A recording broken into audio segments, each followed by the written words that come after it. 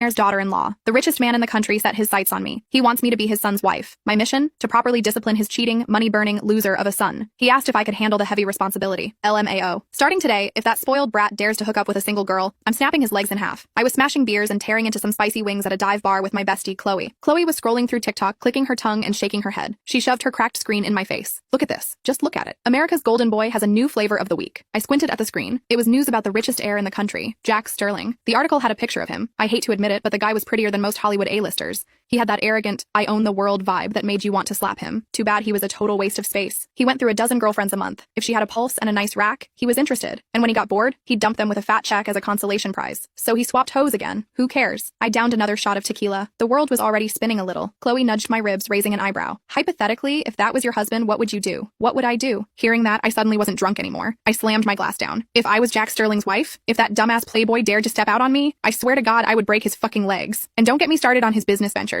He buys companies just to tank them. If he was my man, I'd keep him on a leash so tight he couldn't breathe. Every dollar he wasted would be a lash on his back. Look at those dark circles under his eyes. Mid-rant, Chloe's eyes suddenly went wide. She looked at me with pure terror, blinking frantically. I burped, tasting cheap tequila. What? You having a seizure? And another thing. His dad, Arthur Sterling, is a total moron too. He has one son and lets him run wild like a feral dog. If I was his mom, I'd slap the soul out of him and then immediately start working on a replacement baby. The more I talked, the more hyped I got. I was unstoppable. Suddenly, someone tapped me on the shoulder from behind. I think you make a very compelling point. Would you be willing to discipline him for me? Who the hell? I squinted and whipped my head around. Smash. My beer bottle slipped and shattered on the concrete. Standing behind me was a middle-aged man in a crisp white dress shirt. His posture was military straight, his eyes burning with intensity. He looked excessively familiar. Arthur fucking Sterling? Why in the sweet hell was the country's top billionaire eating at a greasy wing joint? Chloe covered her face and practically teleported away in shame. Don't be afraid, Arthur said, his face dead serious. I think your philosophy is sound. How about this? Are you willing to be his— My eyes lit up. His mom? Arthur's face turned black. His wife. Arthur Sterling drove me straight to Bel Air. I'm talking about the kind of estate you only see in movies. I've never seen a house this big in my life. The floor tiles alone probably cost more than my entire college education. I sat on a leather sofa that cost more than a Honda, with Arthur sitting opposite me. A few minutes later, the front door swung open. A guy walked in wearing a black Gucci t-shirt, dragging a heavy metal chain. Jack Sterling, the Prince of Bel Air himself. He saw us and froze. Dad, what are you doing here? What is that? Arthur asked darkly. My dog. You've seen him before? Wait, what the fuck? Where's my dog? Jax panicked and spun around. Me. 2 minutes later, a husky wandered in, looking completely stoned. Jax tossed the chain aside, his face darkening as he pointed at me. You brought her here openly? In front of me? Arthur's face got even darker. My wife isn't dead yet, you moron. I coughed lightly. Time to assert dominance. Jax, right? Come here. Kneel down. Mommy needs to tell you something. Jax's eyes almost popped out of his skull. Excuse me? He gritted his teeth and looked at his dad. What is this? Arthur stayed calm. Get acquainted. This is the wife I found for you. From now on, you listen to her. Jax looked like he'd been slapped with a wet fish. Her? He looked me up and down with pure disgust. She looks like she dumpster dives for clothes. You want me to listen to her? Keep dreaming. Arthur ignored him and handed me a black bank card. For you. From now on, all